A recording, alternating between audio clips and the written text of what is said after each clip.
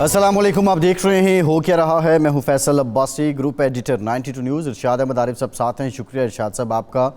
अरब league का इजलास हुआ है और इजलास में गज़ा में फ़ौरी जंगबंदी का और ये कार्रवाई रोकने का मुतालबा किया गया है। इसके साथ साथ अरब लीग ने ये भी अपने एलामिये में कहा है कि जो बुनियादी ज़रूरत की अशिया हैं उनकी तरसील में जो रुकावटें हैं वो भी दूर की जाएँ और जो मुहासरा है गज़ा का उसको भी ख़त्म किया जाए। साथ ही साथ एक और डेवलपमेंट हुई। सऊदी वली अहद मोहम्मद बिन सलमान ने ईरानी सदर से टेलीफोनिक रब्ता किया। मोहम्मद बिन सलमान ने तुर्की के सदर रजब तैयब उर्दवान से भी टेलीफोनिक रब्ता किया और फ़लस्तीन की सूरत हाल पर, गज़ा की सूरत हाल पर इज़हार ख़याल किया। और दूसरी जानिब जो अमरीकी वज़ीर ख़ारजा हैं एंटोनी ब्लिंकन, वो तिल अबीब के दौरे पर हैं। उन्होंने जो है वो कहा है कि किसी सूरत ये जो अमर है इसको बर्दाश्त नहीं किया जाएगा। ये बहुत इंपॉर्टेंट सवाल है। OIC की मीटिंग में अब क्या होगा और जो मुस्लिम ममालिक हैं इस पूरे ग्लोब पे उनमें एक इत्तफ़ाक़ तो अब नज़र आ रहा है। मोहम्मद बिन सलमान जो एक हफ़्ता पहले तक सऊदी अरब और इज़राइल के ताल्लुकात न्यूट्रलाइज़ होने की बात हो रही थी, अब वो ये जो मुसलमानों का ये जो है मसला फ़लस्तीन है और मुसलमानों के लीडर के तौर पर वो सामने आ रहे हैं। ये अब ये सारी जो कोशिशें हैं ये क्या रंग लाएंगी, ये बहुत इंपॉर्टेंट सवाल है। इस पर आज के प्रोग्राम में बात करेंगे। पाकिस्तान की सियासत की बात करें, नवाज शरीफ साहब सऊदी अरब पहुंच चुके हैं। जो प्रैक्टिस एंड प्रोसीजर एक्ट का फ़ैसला है उसका खैर मकदम किया गया है मुस्लिम लीग नून की जानिब से। और बिलखुसूस जो आज़म नज़ीर तारड़ साहब हैं जो सारे इसके रूह रवां थे जब वो वज़ीर क़ानून थे, उन्होंने कहा कि प्रोसीजर एक्ट फ़ैसले में अदालत ने पार्लियामेंट की कानून साजी की ताकत को इस्तेमाल किया है। सवाल ये भी है कि इसके असरात क्या होंगे। बहुत से जो कानूनी माहिरीन हैं वो मुख्तलिफ अपनी राय दे रहे हैं। आज वज़ीर आज़म साहब ने भी कहा कि नवाज शरीफ साहब जब वापस आएंगे तो जो कानूनी मामलात हैं उनसे उनको गुज़रना पड़ेगा। अब सवाल ये है कि वो वापस आकर गिरफ़्तार होंगे या उनको ज़मानत मिल जाएगी। और जो मौजूदा निगरां हुकूमत है वो तो अपने आप को बिल्कुल अनबाइस्ड और गैर जानिबदार इन सारे मामलात पे शो कर रही है। लेकिन नवाज शरीफ साहब के जो चैलेंजेस हैं वो अपनी जगह हैं, अपनी नौइयत के मुख्तलिफ हैं। इन्हीं मामलात पे हम बात करेंगे। इरशाद साहब, CPNE के वफ़द ने आपकी क़यादत में आज वज़ीर आज़म साहब से मुलाकात की। इस मुलाकात में बिलखुसूस नवाज शरीफ साहब से मुतालिक जब सवालात हुए तो वज़ीर आज़म साहब ने क्या कहा और दीगर कौन से मामलात हैं जिन पर बातचीत हुई? अब्बास साहब, एक तो वज़ीर आज़म से बुनियाद जो मुलाकात थी CPNE की स्टैंडिंग कमेटी की, उसका अहम तरीन मौजू जो था वो तो था आज़ादी सहाफ़त। इस वक्त सहाफ़ी और सहाफ़त जिस सूरत हाल से दो चार हैं, माली हवाले से भी और आज़ादी के हवाले से भी, अपने हकूक़ तहफ़्फ़ुज़ात के हवाले से भी वो डिस्कशन हुई। वज़ीर आज़म ने कहा कि जी मैं तो आज़ादी सहाफ़त का कायल हूँ और ज़िम्मेदाराना सहाफ़त होनी चाहिए। हक़ के तनकीद को मैं तस्लीम करता हूँ, लेकिन ये तज़हीक और तौहीन नहीं होनी चाहिए। और मीडिया का इस्तेमाल जो है मुल्क और कौम के हक़ में होना चाहिए, मफाद में होना चाहिए। और मैं यानी मेरी हुकूमत जो है, जितना सभी हम हैं, कभी भी नहीं चाहेंगे कि मीडिया पर किसी किस्म की कदगन लगे या सहाफ़ी किसी दबाव का शिकार हों। उन्होंने जब शहबाज शरीफ साहब की हुकूमत थी तो CPNE ने उनसे मुतालबा किया था कि कई साल से अखबारात के इश्तिहारात, जो सरकारी इश्तिहारात होते हैं, उनके नर्ख नहीं बढ़े। उन्होंने वादा किया था, फिर जाने से चंद दिन पहले उन्होंने 35%, हमारी जब मुलाकात हुई तो उन्होंने 35% नर्खों में इजाफ़े का फ़ैसला किया, हिदायत की, लेकिन वज़ारत ख़ज़ाना ने रिवायती अंदाज़ में वो फ़ाइल अब तक रोकी हुई है। तो वज़ीर आज़म ने हिदायत जारी की वज़ारत ख़ज़ाना को कि फ़ौरी तौर पर इस हवाले से नोटिफाई किया जाए और इश्तिहारात के नर्खों में इजाफ़ा किया जाए।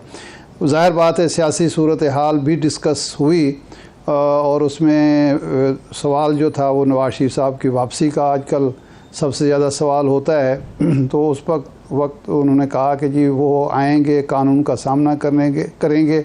ये मेरा इशू नहीं है, जो कानूनी पोजीशन होगी हम उसको फॉलो करेंगे। उस पर यह सवाल हुआ कि आप कह रहे हैं कि कानूनी पोजीशन फॉलो करेंगे, लेकिन मियां नवाज शरीफ साहब जब लंदन एयरपोर्ट पे आते हैं तो उनका पाकिस्तान के हाई कमिश्नर उनका इस्तकबाल करते हैं, फिर उनको रुखसत करते हैं वो सऊदी अरब के लिए। तो हुकूमत की पोजीशन तो वाज़ेह होगी है कि इसका मतलब है कि उनको प्रोटोकॉल दिया जा रहा है, پھر قانونی رکاوٹ کیا ہو سکتی ہے؟ تو انہوں نے کہا خیر یہ کوئی وجہ نہیں ہے، 3 بار وہ ملک کے وزیر اعظم رہے ہیں، اگر ہائی کمشنر نے ان کو رخصت کر دیا یا عزت دے دی یا پروٹوکول دے دیا تو یہ کوئی ایسی چیز نہیں ہے جو قانون کی خلاف ورزی ہو. اور اس وقت وہ انسانی حقوق ان کے تلف کیے جا رہے ہیں، ان کی نسل کشی ہو رہی ہے، ان کے بچوں کی زندگیاں جو ہیں وہ خطرے میں ہے. تو پاکستان اپنے موقف کے عین مطابق مظلوم کے ساتھ کھڑا ہے، ظالم کے خلاف ہے، اور OIC کے پلیٹ فارم پر جو کچھ ہم سے بن پڑا وہ ہم کریں گے. اور بھی بہت ساری باتیں ہوئی پرسن کے حوالے سے ان سے سوالات ہوئے کیونکہ یہ بلوچستان کا ایشو ہے. اس پہ انہوں نے کہا کہ میں کوئی پاپولر بات نہیں کرنا چاہتا، میں اس کو ذمہ داری سے اس معاملے کو دیکھ رہا ہوں اور ذمہ داری سے نمٹاؤں گا. میں پاپولر بات کرنے کا عادی نہیں ہوں، میں سچی بات کرنے کا عادی ہوں. جو سچ ہے وہ سچ ہے، جو اگر وہ پاپولر نہیں بھی ہے تو کوئی فرق نہیں پڑتا ہے اس سے. ارشاد صاحب ٹھیک ہے، آج کا دن 12 اکتوبر 2023 ہے اور پاکستان کی جو سیاسی تاریخ ہے وہ 12 اکتوبر 1999 کی وجہ سے بھی آپ کو پتہ ہے کہ خاصی یاد رکھی جائے گی. آج بھی آپ ایک وزیر اعظم سے ملے، اس وقت نواز شریف صاحب وزیر اعظم تھے، اب پھر وہ واپس آ رہے ہیں، نون لیگ کہہ رہی ہے کہ وہ پھر وزیر اعظم بنیں گے. میرا سوال یہ ہے کہ یہ جو 23-24 سال کا دورانیہ ہے اس میں ہمارے سیاستدانوں نے سیکھا کیا ہے؟ آپ سمجھتے ہیں کہ سیاستدان 1999 سے آج بہتر اپروچ کے ساتھ سیاست کر رہے ہیں؟ دیکھیں اس وقت سے اب تک کئی حکومتیں آ چکی ہیں. نواز شریف صاحب بھی اس کے بعد ایک دفعہ مزید وزیر اعظم بن چکے ہیں، ان کے بھائی وزیر اعظم بن چکے ہیں، ان کے مخالف 2 سیاسی پارٹیاں اقتدار میں آ چکی ہیں، ان کے وزیر اعظم بن چکے ہیں. لیکن سیکھا صرف یہ ہے کہ ڈیلیوری پر، اپنی کارکردگی پر، اپنی پرفارمنس پر بہت زیادہ توجہ دینے کی بجائے اور اپنی سیاسی جماعت کو مضبوط کرنے کی بجائے، سیاسی کارکنوں کی تربیت کرنے کی بجائے، وہ ہمیشہ ان کی کوشش یہ ہوتی ہے کہ جب وہ اقتدار میں ہوں سیاستدان، وہ اپنی جماعت کو بھی بھول جاتے ہیں اور اپنے نعروں کو بھی بھول جاتے ہیں، اپنے جو نیریٹو انہوں نے اپوزیشن کے طور پر دیا ہوتا ہے اس کو بھی بھول جاتے ہیں، اور کچھ اور ایریاز میں وہ دخل اندازی کی کوشش کرتے ہیں جس کے بعد ان کو برے دن بھی دیکھنے پڑتے ہیں. یہ ہماری جو تجربہ ہے اپنی فیلڈ کا وہ یہ ہے کہ جو بھی سیاستدان اپوزیشن میں ہو اس کو آزادی صحافت بہت عزیز ہوتی ہے، وہ میڈیا کی آزادی کے حق میں ہوتے ہیں، صحافیوں کے حقوق کے علمبردار ہوتے ہیں. لیکن جب ان کو اقتدار ملتا ہے تو کوئی نہ کوئی قانون سازی ایسی کچھ اور کرے نہ کرے، صحافیوں کو، صحافت کو، میڈیا کو پابند سلاسل کرنے کے لیے وہ کوئی نہ کوئی قانون سازی ضرور کرتے ہیں. وہ خواہ پیکا ایکٹ کی صورت میں ہو، خواہ وہ میڈیا اتھارٹی کی صورت میں ہو یا کسی اور صورت میں ہو. اور ہر دور میں الا ماشاء اللہ صحافی جو ہیں وہ کسی نہ کسی انداز میں کبھی ایک سائیڈ کے کبھی دوسری سائیڈ پہ وہ نشانہ بن رہے ہوتے ہیں ان کی حسن سلوک انورٹڈ کامہ آپ کر لیجئے. تو یہ سبق تو انہوں نے بہرحال سیکھا ہے. اچھا ارشاد صاحب، 1999 میں خطے کے، دنیا کے حالات کیا تھے اور آج کیا ہیں؟ مماثلت کتنی ہے اور فرق کتنا ہے؟ دیکھیں 99 میں پاکستان اور انڈیا کے تعلقات خراب تھے اور آج بھی کوئی بہتر نہیں ہے. اس وقت کارگل کا معاملہ ہوا تھا اور اسی کی وجہ سے آگے چل کے اس کے اثرات جو ہیں حکومت پر اور سیاست پر بھی مرتب ہوئے، اور اس کے نتیجے میں میاں صاحب جو ہے حکومت سے بھی معزول ہوئے. صرف فرق یہ ہے کہ اس وقت ہم انڈیا کے ساتھ برابر کی سطح پر کھڑے ہو کے اس کو ترکی جواب دیا کرتے تھے. یہ فرق تو ہے. لیکن یہ ہے کہ 12 اکتوبر میں آپ کو یاد ہوگا کہ 12 اکتوبر جب ہوا تھا تو وہ ایک تسلسل واقعات کا مجھے یاد ہے کہ جب کارگل کا واقعہ ہوا اور اس کے بعد جناب پرویز مشرف صاحب اور جناب نواز شریف صاحب کے درمیان، یعنی آرمی چیف اور وزیر اعظم کے درمیان تھوڑے اختلافات ہوئے، تو کئی لوگوں نے میاں صاحب کو سمجھایا تھا کہ یہ معاملات مل بیٹھ کے طے کرنے کی ضرورت ہے.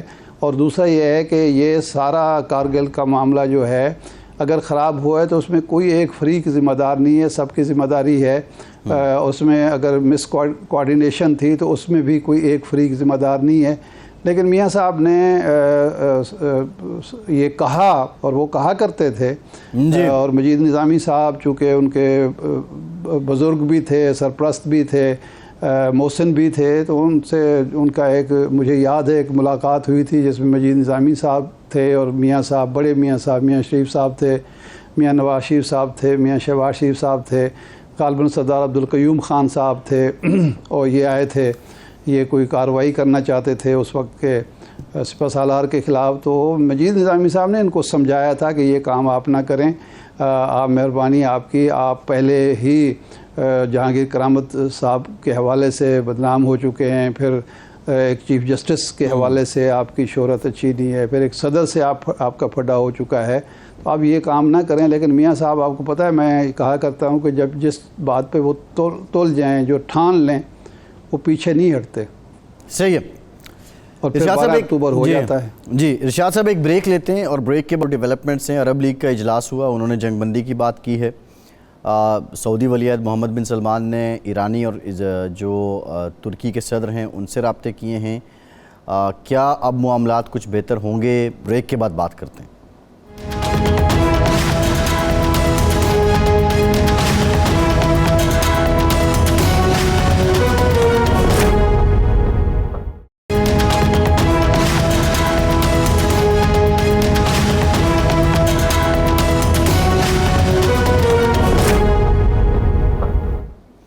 بریک کے بعد ایک بار پھر سے آپ کا خیر مقدم کرتے ہیں. ہمیں جوائن کیا ہے اسامہ بن جاوید صاحب نے, ماہر ہیں مشرق وسطیٰ کے امور کے. بہت شکریہ اسامہ صاحب آپ کے وقت کا. اسامہ صاحب یہ بتائیے گا, عرب لیگ کا اجلاس ہو گیا اور متفقہ طور پہ یہ جو حالات ہیں ان کو کول ڈاؤن کرنے کی بات ہوئی, جنگ بندی کی بات کی گئی ہے, اور سب سے امپورٹنٹ بات یہ ہے کہ اس وقت وہاں جو محاصرہ ہے اور محاصرے کی وجہ سے بنیادی اشیاء ضروریہ, ادویات, کھانا پینا, بجلی, ان کی ترسیل ممکن نہیں ہے. تو کیا اس اعلامیے پہ, عرب لیگ کے اعلامیے پہ آپ کو عمل درآمد ہوتا نظر آ رہا ہے؟ اسرائیل اس پہ کان دھرے گا؟ دیکھیے اس وقت صورتحال یہ ہے کہ 1400 سے زیادہ فلسطینی گزشتہ چند روز میں ہلاک کیے جا چکے ہیں. زخمیوں کی تعداد 6500 سے زیادہ بڑھ چکی ہے. پچھلے 16 سال سے مشرق وسطیٰ کے بیانات کے باوجود اسرائیل کا غزہ کا محاصرہ جاری ہے. اس وقت اسرائیل کی بے ایمانہ بمباری سے نہ صرف بڑے بڑے اپارٹمنٹ بلاکس بلکہ مساجد, اسکول اور ہیلتھ کلینکس بھی سیف نہیں. اقوام متحدہ کی ذیلی تنظیموں کے کارکن مارے جا رہے ہیں, اور اس وقت مزید بیانات سے حکومت اسرائیل پہ کوئی فرق نہیں پڑنے والا.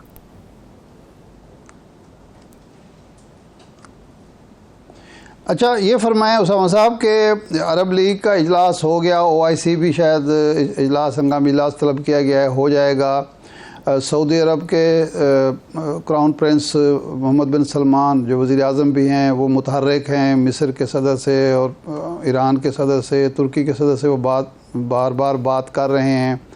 دو چیزیں ہیں, ایک تو انسانی ہمدردی کے تحت وہاں خوراک پہنچانے کے لیے, ادویات پہنچانے کے لیے, باقی ضروری اشیاء پہنچانے کے لیے ایک ہی راستہ رہ جاتا ہے رفح کراسنگ کا. کیا عرب لیگ اور OIC مصر کو مجبور کرے گی کہ وہ رفح کراسنگ کھول دے؟ ایک بات.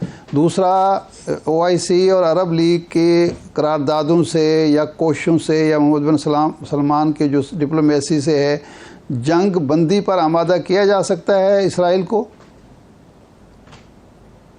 سب سے بڑا سوال یہی ہے کہ کیا اسرائیل کو کس چیز پہ آمادہ کیا جا سکتا ہے, اور کیا اس وقت وہ ممالک جو آج سے چند ہفتے پہلے تک اسرائیل سے بہتر تعلقات کے خواہاں تھے, جس میں عرب ممالک بھی شامل ہیں, کیا ان کے پاس واقعی ایک ایسی لائن آف کمیونیکیشن موجود ہے کہ اسرائیل نہ صرف ان کی بات سنے گا بلکہ اس پہ عمل بھی کرے گا؟ ایک تو بہت بڑا سوال یہ نکالی ہے جس کا میرا جہاں تک تجزیہ ہے جواب نفی میں ہے, کیونکہ اسرائیل نے کہا ہے کہ وہ 3 لاکھ فوجوں کو الرٹ کر دیا ہے, اس نے ریزروسٹ کال کر لیے ہیں. اس وقت صورتحال غزہ کی جگہوں پہ یہ ہے کہ ایک لمبے لمبے کالمز آپ کو ٹینکوں کے نظر آ رہے ہیں, اسرائیل کا کہنا یہ ہے کہ وہ اب غزہ کو عمارتیں نہیں رہنے دے گا اور یہاں پہ لوگ اب خیموں میں رہنے پہ مجبور ہو جائیں گے. 20 لاکھ لوگوں کو اجتماعی سزا دی جا رہی ہے حماس کے جنگجوؤں کی وجہ سے. اور جیسا کہ میں آپ نے پہلے کہا کہ 16 سال سے اس جگہ کا محاصرہ ہوا ہے, یعنی فضائی, بری, بحری حدود پر اسرائیلی پابندی ہے. کوئی بھی شخص وہاں پہ نہ داخل ہو سکتا ہے اور نہ وہاں سے نکل سکتا ہے اسرائیل کی اجازت کے بغیر. اس وقت صورتحال اسپتالوں کی یہ ہے کہ ایک ڈاکٹر کا مجھے یہ بتانا ہے کہ چونکہ بہت سارے لوگ جو زخمی آ رہے ہیں ان کے زخموں پر جھلس جانے کی تک, تو ان کے پاس ادویات کی اتنی قلت ہے کہ وہ جھلستے ہوئے لوگوں کو صابن سے دھو رہے ہیں کیونکہ ان کے پاس ادویات موجود ہیں. تو جب صورتحال یہ ہوگی, جب ایندھن غزہ کی جو بجلی کا ادارہ ہے اس کے پاس ایندھن ختم ہو چکا ہے, اسپتالوں کے پاس بڑی تیزی سے ڈیزل جنریٹر کا ختم ہو رہا ہے, ادویات کی قلت ویسی موجود ہے, عمارتیں تباہ کی جا رہی ہیں اور اس وقت لوگوں سے کہا جا رہا ہے کہ وہ باہر نکلیں. اور رفح کی کراسنگ سے بھی اسرائیلی بمباری جاری ہے, گزشتہ 3 روز سے وہاں پہ حملے کیے جا چکے ہیں. تو اس وقت ایک المناک صورتحال یہ ہے کہ تمام دنیا خاموش تماشائی بنی ہوئی دیکھ رہی ہے. کہیں کہیں پہ تھوڑی سی لب کشائی کی جرت کی گئی ہے کہ کوئی قراردادیں منظور کر لی جائیں, بیانات دے دیے جائیں, لیکن اس کے علاوہ دنیا اس وقت اسرائیل اور اس کے حامیوں کے سامنے بے بس نظر آتی ہے. اس وقت ایک امریکی بحری بیڑا بھی جو ہے وہ وہاں اسرائیل کی طرف جا رہا ہے, امریکی کمک بھی موجود ہے. اس وقت یورپ اور تمام مغربی ممالک کی طرف سے ایک سالیڈیرٹی کا پیسج بھی جا رہا ہے اسرائیل کو. تو یہاں پر جہاں تک آپ نے بات کی کہ سفارتی تعلقات ایک حد تک کام آ سکتے ہیں, لیکن سفارتی تعلقات وہاں کام آتے ہیں جب آپ کے سفارتی روابط ایسے ہوں کہ آپ کی بات سنی بھی جائے, اس پہ عمل کیا جائے. مجھے نہیں نظر آتا کہ اس وقت اسلامی میجورٹی ممالک جو ہے اس میں کوئی بھی ایسی حکومت ایسی ہے جو اسرائیل کو اپنے مطالبے کی طرف توجہ مبذول کرانے میں بھی کامیاب ہو کہ جائے کہ اسرائیل کی وجہ سے جنگ بندی کرتے. اچھا اسامہ صاحب یہ بتائیے گا کہ ہم محمد بن سلمان کو دیکھتے ہیں تو اب سے ہفتہ پہلے تک یہ معلوم ہوتا تھا سعودی عرب اور اسرائیل کے درمیان برف پگھل رہی ہے, معاملات نیوٹرلائز ہو رہے ہیں, اور اب محمد بن سلمان ہی ہیں جو باقی ممالک کے جو سربراہان ہیں ان سے رابطہ کر رہے ہیں. سعودی عرب اور اسرائیل کے جو روابط بڑھ رہے تھے کیا وہ سلسلہ جاری رہے گا, یا آپ سمجھتے ہیں کہ اب اگلے کئی سال کے لیے یہ چیپٹر کلوز ہو چکا ہے؟ کئی سال کا تو میں نہیں کہہ سکتا, لیکن گزشتہ چند دنوں میں ہم نے جو سعودی عرب کی طرف سے پیغام دیکھا ہے وہ یہ ہے کہ انہوں نے تمام روابط اس طرح کے بند کر دیے. فلسطینیوں کی سب سے بڑی شکایت یہی تھی کہ مسلمان ممالک, عرب ممالک جہاں پہ فلسطین عوام میں فلسطین کی ہمدردی پائی جاتی, وہاں پہ حکومتیں فلسطین سے روابط کے بجائے اسرائیل سے تعلقات بہتر کرنے میں زیادہ خواہاں نظر آتے ہیں. اور آپ کو شاید یہ کیونکہ پاکستان میں ہم خبروں میں دیکھتے نہیں ہیں فلسطین کی صورتحال, تو گزشتہ 9 مہینے میں سینکڑوں لوگوں کو قتل کر دیا گیا ہے اسرائیل میں, اسرائیلی سیٹلرز نے, نہ صرف غزہ میں بلکہ یہ ویسٹ بینک میں. تو ان تمام مظالم کے باوجود مسلمان ممالک کی طرف سے جب اسرائیل کی طرف دوستی کا ہاتھ بڑھایا جا رہا ہے تو فلسطینیوں کے لیے بڑا تکلیف ہے, اور وہ اپنے آپ کو پہلے سے بھی زیادہ تنہا محسوس کر رہے تھے کیونکہ فلسطینیوں کی ہر نقل و حرکت سے اسرائیل کی پابندی موجود ہے. اسرائیل کا ایک تقسیمی نظام موجود ہے جو جس کو بہت ساری حقوق کی آزادی کی تنظیموں نے اپارٹائڈ سسٹم میں ایک امتیازی سلوک برتا جاتا ہے جو ایک ملک میں رہنے والے 2 شہریوں کے لیے. تو ان تمام چیزوں کے باوجود اگر حکومتیں اسرائیل کے روابط بڑھا رہی تھیں تو فلسطینیوں کے لیے یہ قابل قبول نہیں تھا, اور ہم نے بہت ساری جگہوں پر فلسطین کے احتجاج بھی. تو آج جب یہ ممالک کوشش کریں گے کہ جنگ بندی ہو جائے اور کسی طرح کی کمک, کسی طرح کی مدد وہاں کے محنت شہریوں کے لیے پہنچ سکے, تو یہ یقیناً خوشائند تو ہوگا, لیکن اس بات پہ پردہ نہیں ڈالا جا سکتا کہ گزشتہ ان تمام مظالم کے باوجود جب مسلمانوں نے دوستی کا ہاتھ اسرائیل سے بڑھایا مسلمان ممالک میں, تو فلسطینیوں کے لیے یہ قابل قبول نہیں.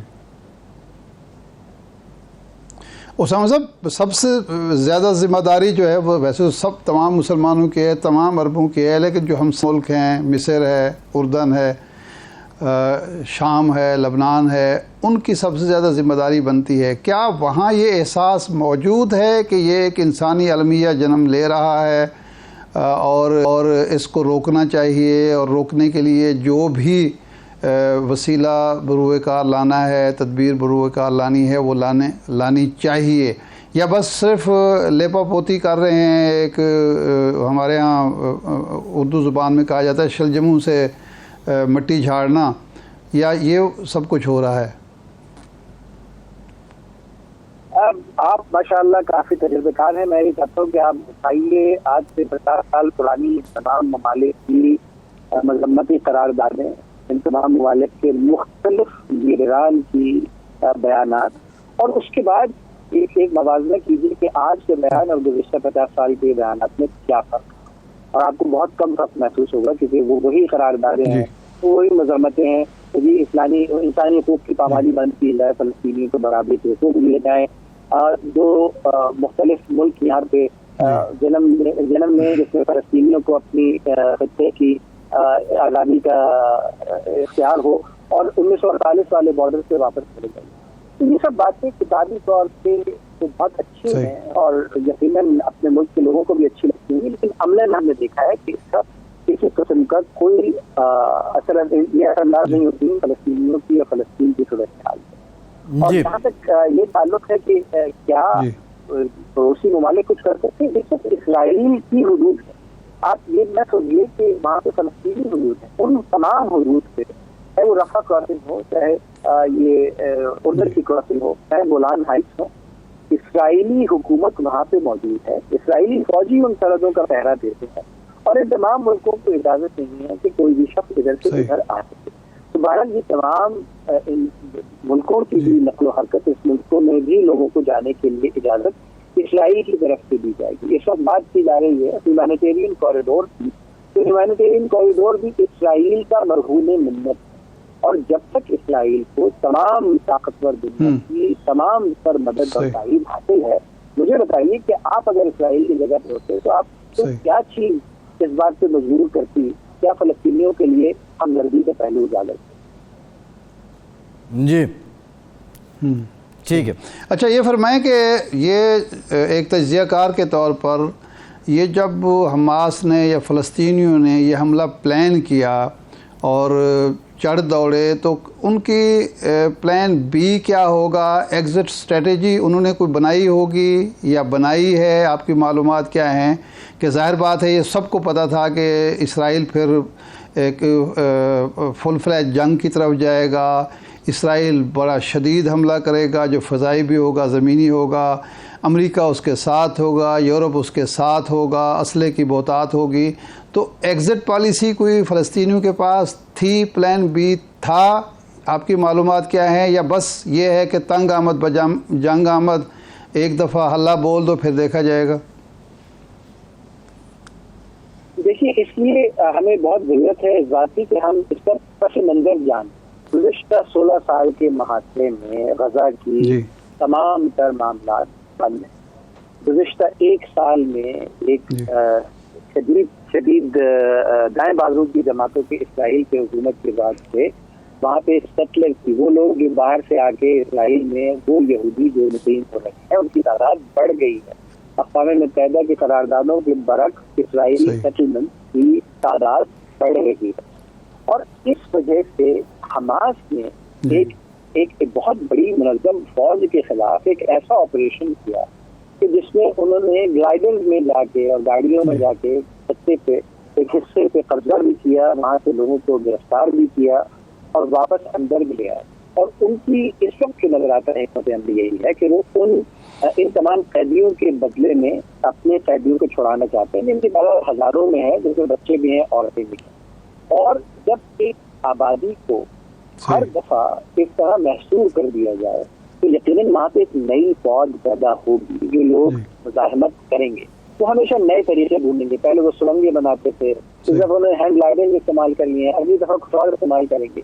تو مسئلہ یہ ہے کہ جب تک آپ 20 لاکھ لوگوں کو دنیا کی سب سے بڑی اوپن ایئر جیل میں رکھیں گے، ان کے حقوق کو سلب کریں گے، ان کے خطوں کے لوگوں کو باہر سے لا کے آباد کریں گے، ان کی حقوق کی پامالی کریں گے، تو یہ ایک بات میں دنیا کو شائبہ نہیں ہونا چاہیے کہ آج کی بمباری کے باوجود بھی اگلے چند سال بعد دوبارہ کسی قسم کا حملہ ہوگا، کیونکہ لوگوں کو جیل میں مستقل نہیں رکھا جا سکتا، ایک بڑی تعداد کو ہمیشہ کے لیے نظر انداز نہیں کیا جا سکتا۔ اور آپ نے یہ پہلے بھی دیکھا ہے، 2012 ہو، 2014 ہو، 2009 ہو، 2007 ہو، اسرائیل کی بےایمانہ بمباری کے باوجود کیا ہوا؟ ہزاروں فلسطینیوں کی ہلاکتوں کے بعد کیا ہوا؟ کیا مزاحمت ختم ہو گئی؟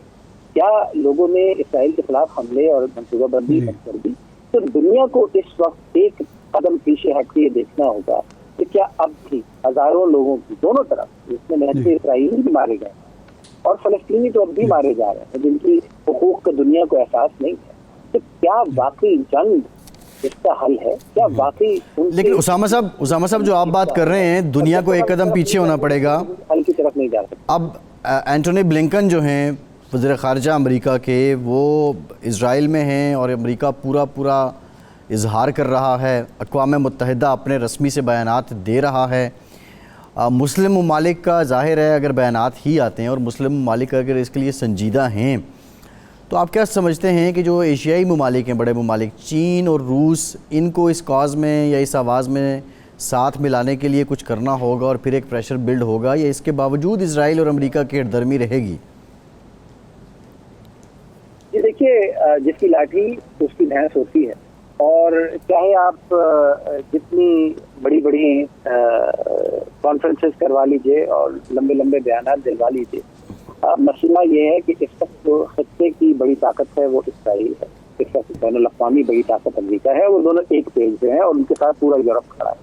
مسلمان ممالک کو یقیناً اگر 70 سال سے آپ کے یہ علامتی بیانات قابل عمل نہیں رہے ہیں، اگر مسلمان حکومتیں واقعی سنجیدہ ہیں کہ وہ حل چاہتی ہیں فلسطینیوں کے لیے، مسجد اقصیٰ کے لیے، مسلمانوں کے لیے اور فلسطینی سویلینز کے لیے، تو یقیناً انہیں کچھ مختلف کرنا پڑے گا۔ جیسے میں نے آپ سے پہلے کہا کہ آج بھی اگر آپ وہی بیانات جھاڑ کے نکالتے ہیں الماری میں سے اور ان کا اعادہ کرتے ہیں، تو یقیناً جو چیز آج سے 50 سال پہلے کارآمد نہیں تھی، آج بھی نہیں ہوگی۔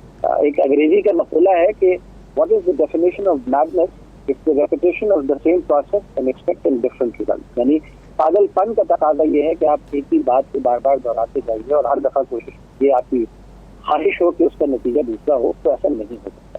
تو مسلمان ممالک کو، چاہے وہ برکس کا پلیٹ فارم ہو، چاہے وہ ایشیائی ممالک کا کوئی پلیٹ فارم ہو، چاہے وہ سارک ہو، چاہے کوئی اور تنظیمیں ہوں، علاقائی تنظیمیں ہوں، بین الاقوامی طاقتیں ہوں، اقوام متحدہ ہو، سیکیورٹی کاؤنسل ہو، اگر مسلمان ممالک سنجیدہ ہیں تو انہیں وہ تمام سفارتی دروازے کم از کم اس وقت کھٹکھٹانے پڑیں گے جب تک کوئی ان پہ جواب نہ دے اور کم از کم جنگ بندی نہ ہو جائے۔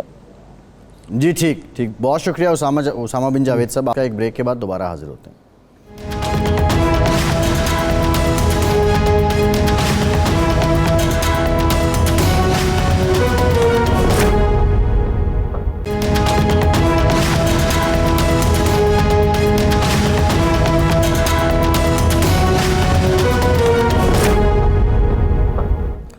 بریک کے بعد ایک بار پھر سے آپ کو خوش آمدید کہیں گے۔ پاکستان بار کونسل سے حسن رضا پاشا صاحب بھی ہمیں جوائن کر رہے ہیں۔ ارشاد صاحب، پاشا صاحب سے ہم جانیں گے، لیکن جو کل کا فیصلہ تھا سپریم کورٹ کا، اس کے بعد ایک خیر مقدمی کلمات ہی آ رہے ہیں مسلم لیگ نون کی طرف سے بھی، تو اس سے مراد یہ لی جائے کہ قانونی آئینی اعتبار سے مسلم لیگ نون کے جو ایکسپرٹ ہیں یا جو ہمدرد ہیں وہ یہ سمجھتے ہیں کہ نواز شریف صاحب کے لیے ابھی بھی گنجائش موجود ہے اور آئین یا قانون میں کہیں نہ کہیں ان کی اہلیت کے چانسز ہیں۔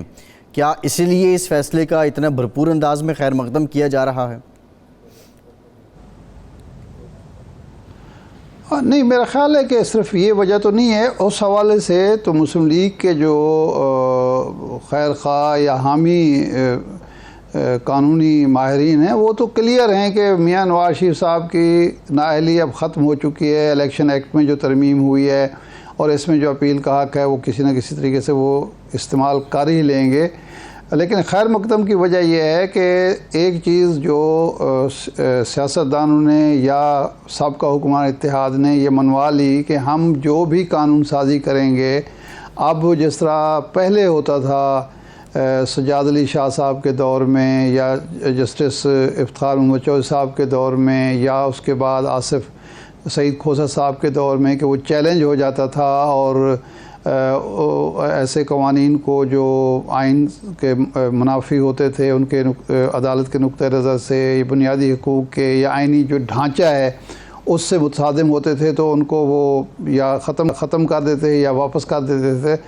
یہ ایک اصول طے ہو گیا ہے کہ اب جو قانون سازی ہوگی اس کو عدالت کی طرف سے تحفظ ملے گا اور یہ حق تسلیم کر لیا گیا ہے کہ قانون سازی جیسی بھی ہو خواہ وہ آئین کی بعض شکوں کو بھی ترمیم کر رہی ہو تو پھر بھی کسی عدالت کو پاشا صاحب سے ذرا ارشاد صاحب جان لیتے ہیں اس کے حوالے سے کوئی اس کو کالعدم قرار دے سکے یا اس کو واپس بھیج سکے. اس پر میرے خیال ہے مسلم لیگ کو ہی نہیں ان کے جو اتحادی جماعتیں ان کو بھی خوش ہونا چاہیے.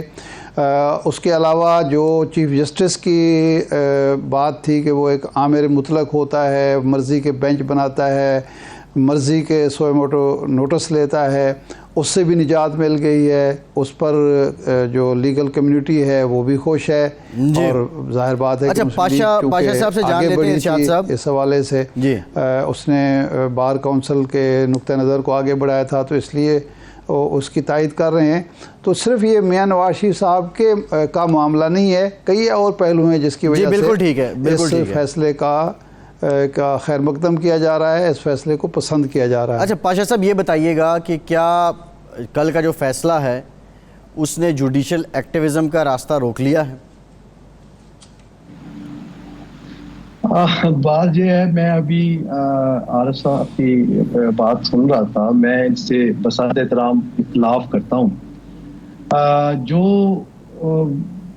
سپریم کورٹ آف پاکستان میں پریکٹس کرنے والے وکلاء ہیں ان سے ذرا ان پٹ تو لے لیتے, اسے پوچھ لیتے کہ وہ کن مشکلات کا شکار ہیں, کیا کیا ہرڈلز ان کو آئے روز دیکھنا پڑتی ہیں اور ان کو دور کرنے کے لیے اس ایکٹ میں کیا کیا چیزیں لائی گئی ہیں جو کہ وکلاء کے 2 ڈیکیڈ سے زائد عرصے سے جو مسلسل مطالبات آ رہے ہیں وہ کیسے پورے ہوئے ہیں, تو شاید یہ بات نہ کرتے. تو ارجنٹ نوعیت کے ہونے کے بعد ہمیں اس کی پہلے فکسیشن کے لیے 2, 3, 4 سال تک انتظار کرنا پڑتا ہے. شک نمبر 7 اس کی دیکھ لیتے تو یہ ایک عام آدمی کی سہولت کے لیے, عام آدمی کے فائدے کے لیے کتنی ضروری تھی کہ 14 دن کے اندر اگر ارجنٹ نیچر کا کیس ہوا ہے تو 14 دن کے اندر اس کی سماعت ہوگی. تو یہ کاش کہ اس کو پڑھ کے اس کی تعریف کر دیتے کہ جوڈیشل ایکٹیویزم کی بات نہیں ہے. آپ یقین کریں کہ جب ایک ڈاکٹر کے پاس آپ جاتے ہیں, اس سے آپریشن کرواتے ہیں اور وہ ڈاکٹر آپ کا آپریشن خراب کر دیتا ہے تو پھر باؤنڈ کیا جاتا ہے کہ نہیں. پاشا صاحب وہ میں ریویو کی بات شاد صاحب, اب اس ڈاکٹر کے پاس ان کا کیس شاید اس لیے بھی دوبارہ لیا جاتا ہے کہ اس کو پیشنٹ کی ہسٹری کا معلوم ہوتا ہے اور اس کو پتہ ہوتا ہے کہ اس نے کہاں سے کس جگہ سے آپریٹ کیا ہے, کس اینگل سے کیا ہے. تو بجائے اس کے کہ ایک نیا ڈاکٹر زیادہ بہتر دیکھے گا یا پرانے والا ہی اس کو صحیح سیکھ کر سکتا ہے؟ نہیں, یہ تو ایک قانونی صورتحال ہے, قانونی پوزیشن ہے. تو یہ اپیل کا حق جو ہوتا ہے یہ اس طرح تو پھر اپیل کا حق ہی نہیں ہونا چاہیے. پاشا صاحب کو پتہ نہیں غلط فہمی کیسے ہو گئی کہ میں نے کہا ہے کہ جی وکلاء کے حوالے سے کوئی بات کی ہے. میں نے تو کہا ہے کہ میاں نواز شریف صاحب کی پارٹی یا سیاسی جماعتیں اگر خوش ہیں اس فیصلے سے تو اس کی وجوہات کیا ہیں, اور جو لیگل کمیونٹی کے اعتراضات تھے یا تحفظات تھے وہ اس سے بالکل ہٹ کر تھے اور اس کو تو ایڈریس کیا گیا ہے. ایک ہے لیگل کمیونٹی کا رد عمل, ایک ہے ایک سیاسی جماعت کا رد عمل. تو اس حوالے سے میں نے بات کی ہے. دوسرا یہ ہے کہ دیکھیں یہ شائق عثمانی صاحب جو ہیں وہ کوئی صحافی تو نہیں ہیں, سپریم کورٹ کے معزز جج ہیں. وہ اگر یہ کہتے ہیں, کئی اور وکلاء کہتے ہیں, قانونی ماہرین یہ کہتے ہیں کہ جناب والا اس کے ذریعے سپریم کورٹ نے مان لیا ہے کہ کسی آئینی شک کو سمپل سادہ قانون سازی کے لیے ترمیم کیا جا سکتا ہے. تو اس پر ظاہر بات ہے کہ تحفظات تو ہونے چاہیے. سوچنا پڑے گا کہ کیا سیاسی جماعتیں یا پارلیمنٹ اب یہاں تک رک جائے گی، آئندہ وہ قانون سازی کے اس حق کو استعمال نہیں کرے گی؟ کیا سپریم کورٹ کے معاملات میں وہ دوبارہ یہ قانون سازی کر کے ارشاد صاحب ذرا پاشا صاحب سے جان لیتے ہیں. پاشا صاحب بنیادی جو اختیارات میں مداخلت نہیں کرے گی، یہ ایک بنیادی سوال ہے. ارشاد صاحب پاشا صاحب سے جان لیتے ہیں. پاشا صاحب ایک تو بات یہ ہے کہ جو کچھ وکلاء ہیں وہ یہ کہتے ہیں کہ اب سپریم کورٹ کو ایک بالکل اوپن ادارہ بنا دیا گیا ہے، اور پہلے یہ انکلوزڈ ہوتا تھا سارا سلسلہ، اور شاید ان کا یہ بھی ماننا ہے کہ شاید اس سے کوئی اتنا فائدہ نہ ہو سکے.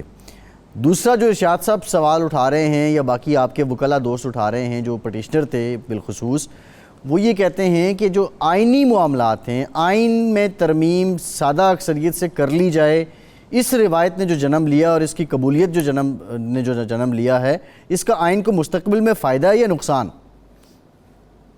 دیکھیں، اس قانون میں بھی آئین کی میں ترمیم نہیں کی گئی. یہ غلط انالوجی ہے، ود ڈیو ریسپیکٹ عرض کروں گا کہ یہ آئینی ترمیم قطعاً نہیں. اگر آئین میں ترمیم اس طرح کی جاتی تو ہم سب سے بڑے مخالف ہوتے اور ہم دوسری سائڈ پہ کھڑے ہوتے اور اعتراض کرتے کہ جناب یہ غلط آپ کر رہے ہیں، پارلیمان نے یہ غلط کیا ہے، آپ اس کو انڈو کریں. قطعاً نہیں ہے بات. آپ اگر یہی چیزیں 4 دن اسی چیز پہ دلائل ہوتے رہے، اور دلائل کے بعد آپ دیکھیں کہ بظاہر جو دھڑے بندی تھی وہ 7-8 کی تھی. 8 اس سائڈ پہ تھے جنہوں نے اسٹے دیا تھا، اور 7 اس سائڈ پہ تھے جو اس بینچ کا حصہ نہیں تھے. لیکن ہیئرنگ کے بعد اور دلائل کے بعد 10-5 کی ریشو سے یہ فیصلہ ہوا اور وہ ریجیکٹ کر دی گئی. تو میں نہیں سمجھتا کہ اس کو آئین کے بیسک اسٹرکچر کو چینج کیا گیا یا آئین میں ترمیم کی گئی ہے. اگر بالکل اس انالوجی پہ آپ مت جائیں. ہاں یہ ہے، لا ریفارمز ہوئی ہیں اور ایسی ریفارمز ہوئی ہیں جس سے عام شخص کو فائدہ ہے. اس میں اگر ایک آبجیکشنیبل چیز تھی اور وہ یہ تھی کہ پرسن اسپیسیفک کلاس ڈالی گئی ہے کہ اس کا اطلاق ریٹروسپیکٹیو ایفیکٹ ہوگا اور پہلے سے کیے گئے فیصلے 30 دن کے اندر اندر اپیل کریں گے، اور وہ انہوں نے اسٹرائک ڈاؤن کر دی. تو وہ جو انگلیاں اٹھ رہی تھی جس کلاس پہ، وہ اسٹرائک ڈاؤن ہو گئی ہے. تو باقی جو چیزیں ہیں اپنی جگہ پہ 184(3) میں جو اپیل کا رائٹ دیا گیا ہے، یہ بالکل آرٹیکل 191 جو کانسٹیٹیوشن کا ہے اس میں جو ورڈ لا لکھا گیا ہے، لا کی انٹرپریٹیشن کی گئی ہے. اور جب آپ اس کا ڈیٹیل آرڈر پڑھیں گے، یہ جو ڈیٹیل ججمنٹ آئے گی تو اس میں مزید چیزیں کلیئر ہو جائے گی جب وہ آرٹیکل 191 کی تشریح کی جائے گی. دیکھیں، پارلیمان جو ہے وہ قانون بناتی ہے، پارلیمان آئین بناتی ہے، پارلیمان امینڈمنٹ کرتی ہے آئین اور قانون میں، لیکن تشریح جو ہے وہ سپریم کورٹ آف پاکستان کرتی ہے. تو اس کی تشریح جو کی ہے سپریم کورٹ آف پاکستان نے، اس میں یہ لازمی کہا جائے گا کہ یہ آئین میں ترمیم نہیں کی گئی، بلکہ یہ ایک قانون الگ سے بنایا گیا ہے جو کہ آئینی شک آرٹیکل 191 کے انڈر رہ کے یہ قانون تشکیل دیا گیا ہے. تو اس لیے میں یہ گزارش کروں گا کہ قطعاً رستہ نہیں کھلا. میں آج بھی اوپن بالکل لاؤڈ اینڈ کلیئر بات کر رہا ہوں کہ اگر آئین میں اس طرح کی ترمیم اگر کی جاتی تو پاکستان بار کونسل سب سے پہلے مخالفت میں کھڑی ہوتی. جی ارشاد صاحب.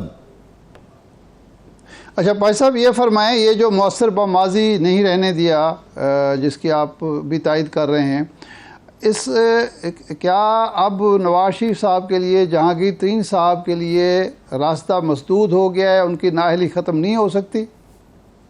نااہلی اب ایک صورت میں ختم ہو سکتی ہے سر، کہ وہ آٹومیٹکلی تو نااہلی ختم نہیں ہو سکتی، قطعاً نہیں. ان کو سرنڈر کرنا پڑے گا، ان کی گرفتاری بھی ہوگی، اور وہ نااہلی ختم کرنے کی صورت جو قدم اٹھائیں گے وہ ان کو یہ کرنا پڑے گا کہ وہ سپریم کورٹ میں جو امینڈمنٹ ہوئی ہے الیکشن ایکٹ 2017 جس میں 5 سال کی سزا میکسیمم 5 سال کی نااہلی قرار دی گئی ہے، اس انالوجی کو لے کے وہ سپریم کورٹ میں ایک نئی پٹیشن فائل کریں گے. اگر سپریم کورٹ یہ سمجھتی ہے کہ یہ اس ایکٹ میں فعال کرتے ہیں، کیونکہ ایک بات میں سر اور آپ کو بتا دوں کہ ان کی نااہلی جو کی گئی ہے وہ آرٹیکل 61(2)(f میں کی گئی ہے، تو کہ اس میں اس کی تشریح کرتے ہوئے کہ اس میں لائف ٹائم نااہلی ہے. تو اگر آپ آرٹیکل 61(2)(f) دیکھ لیں 62(1)(f) کسی جگہ پہ بھی 62(1)(f) اس میں کسی جگہ پہ بھی یہ 61(2)(f) اس میں کسی جگہ پہ بھی یہ نہیں لکھا ہوا کہ نااہلی کی صورت میں لائف ٹائم ہوگی، بلکہ پورے آئین میں نہیں لکھا ہوا کہ لائف ٹائم ہوگی. اچھا پاشا صاحب دو بڑی امپورٹنٹ باتیں ہیں پاشا صاحب، بڑی امپورٹنٹ باتیں ہیں. نہیں بھائی صاحب، عباس صاحب مجھے ذرا موقع دیں. عباس صاحب یہ جو آپ فرما رہے ہیں یہ ہم بھی یہی سمجھ رہے ہیں کہ جی اس الیکشن ایکٹ میں جو ترمیم ہوئے اس کا فائدہ میاں صاحب کو ہو سکتا ہے، لیکن یہ جو کہا گیا ہے کہ مؤثر باماضی نہیں ہوگا، اس کا اطلاق بھی اس پر کیا جا سکتا ہے. اعتراض ہو سکتا ہے کہ جی اس قانون کا بھی مؤثر باماضی اطلاق نہیں ہوگا، وہ بھی آئندہ کے لیے ہے یا حال کے لیے ہے. دیکھیے اس پہ یہ آبجیکشن دوسری سائڈ سے آ سکتا ہے، لیکن میں جو پاسبلٹیز ہیں میں ان کی بات کر رہا ہوں کہ ان کے پاس کون کون سے رستے ہیں آپ کے سوال کے جواب کے. تو میں یہ نہیں کہہ رہا کہ ان کی لازمی ہو جائے گی، وہ تو جب فائل کریں گے کورٹ دیکھے گی، دوسری طرف سے آبجیکشن آئیں گے تو پھر سپریم کورٹ فیصلہ کرے گی کہ کیا اس میں ہم نے اس کو نااہلی لائف ٹائم رکھنی ہے جو 5 ایئرس کے لیے رکھنی ہے. صحیح ہے پاشا صاحب. اچھا پاشا صاحب آج بات یہ ہے کہ آج 12 اکتوبر 2023 ہے اور 12 اکتوبر 1999 بھی آپ نے دیکھا، تو ہماری جو لیگل فیٹرنٹی ہے، ہمارے دوستوں نے، آپ کیا سمجھتے ہیں کہ وکالت کے معیار، اصول، طریقہ کار جو اس وقت تھے وہ زیادہ بہتر تھے یا آج آپ لوگ زیادہ بہتر ہیں؟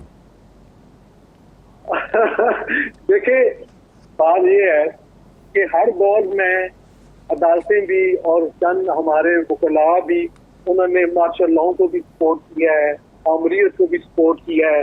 اور ایک بات میں اگر عرض کروں، یہ جو ریٹروسپیکٹو ایفیکٹ کے ساتھ امپلیمنٹیشن نہ کرنے والی جو شک اڑائی کی ہے صاحب، یہ سپریم کورٹ نے فیس سیونگ کی ہے اپنے ان فیصلوں سے بچنے کے لیے جس میں انہوں نے 4 آمروں کو ویلیڈیٹ کیا.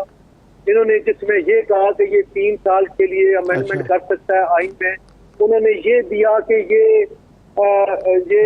وردی سمیت پریزیڈنٹ بھی رہ سکتا ہے. تو یہ وہ فیصلے ہیں، ظفر علی شاہ والا، نصرت بھٹو کیس والا، یہ وہ کیسز ہیں جو کہ سپریم کورٹ کے لیے کیا تباہ ہے، اور انہوں نے لازمی آنا تھا، ان کی سنوائی ہونی تھی، جس کو میں سمجھتا ہوں کہ یہ اوائڈ کیا گیا، اوائڈ نہیں کرنا چاہیے تھا. اب میں خاص طور پہ آپ کو بتاؤں اس میں بہت سارے ایسے کیسز آ جانے تھے جس میں پاشا صاحب یہ بتائیے، آپ یہ کہہ رہے ہیں کہ یہ اس لیے بھی ہوا کہ اگر یہ ریٹروسپیکٹو ہوتا تو پھر جو کچھ سپریم کورٹ ماضی میں ہوتا رہا وہ سارا کچھ بھی کھل جانا تھا. بالکل، یہ چیزیں جن کیسز کی میں بات کر رہا ہوں یہ کھلنے تھے. صحیح ہے، ٹھیک ہے. اچھا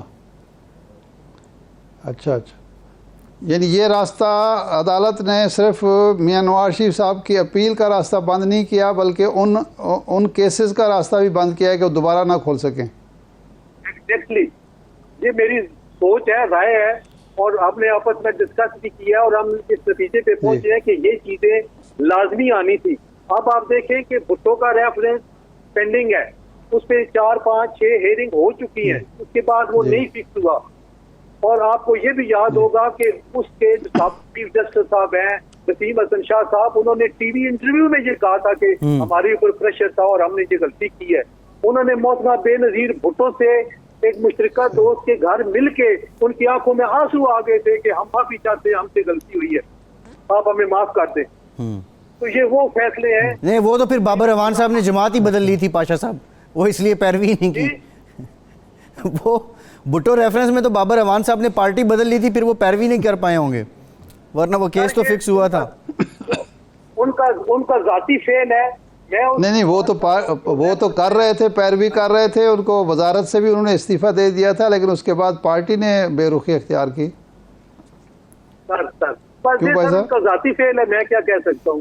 میں تو اس کیس کی بات کر رہا ہوں جو کیس اتنے سال ہو گئے ہیں، کسی نے آج تک نہ کسی وکیل نے اس کو سائٹ کیا جی کہ میں اس پہ رلائی کرتا ہوں، کہ 109 میں ڈیتھ سینٹینس ہو سکتی ہے اور نہ ہی کسی عدالت نے اس پہ رلائی کیا.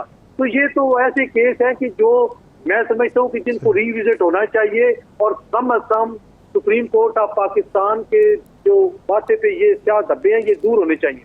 پاشا صاحب اب سوال یہی ہے جو پوچھا تھا کہ آپ لوگ 1999 میں زیادہ بہتر تھے, لا انڈیکس تب بہتر تھا, یا آج جو کچھ وکیل کر رہے ہیں ہر اعتبار سے آئین کی پاسداری کے لیے, قانون کی پاسداری کے لیے, یا آج آپ سمجھتے ہیں کہ آج کا دور بہتر ہے؟ سر میں سمجھتا ہوں کہ ہر دور میں جو وکلاء ہیں انہوں نے آمریت کے خلاف بات کی ہے, انہوں نے ایسے کسی بھی ایکٹ کے خلاف وہ چلے بھی ہیں, چاہے وہ تحریک ہو, MRD کی تحریک ہو, چاہے وہ NRO کی تحریک ہو, چاہے وہ یہ لائرز موومنٹ جو 2007 میں شروع ہوئی ہے. آپ دیکھ لیں کہ ہماری ذات کا نہیں بات, جی. ہم نے ادارے بچانے کے لیے بات کی ہے, ہم نے آئین بچانے کے لیے. ٹھیک ہے پاشا صاحب, پروگرام کا ٹائم ختم ہو گیا ہے. بہت شکریہ پاشا صاحب آپ کا, ارشاد صاحب آپ کا شکریہ. آج کے پروگرام سے اتنے ہی اجازت دیجیے.